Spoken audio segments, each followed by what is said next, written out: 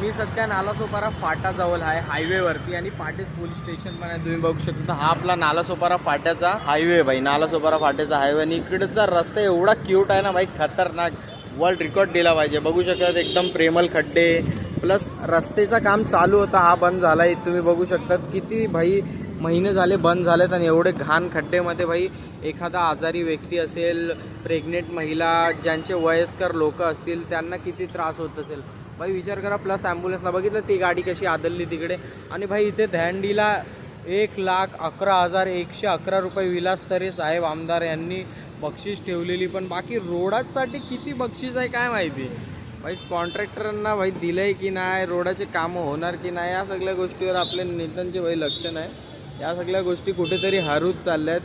Development आणि खड्डे या सगळ्या गोष्टी बघू नका, बाकी सगळं बघा. नगरपालिका याची जिम्मेदारी घेणार वाटतं एखाद्याचं ॲक्सिडेंट वगैरे झालं तर.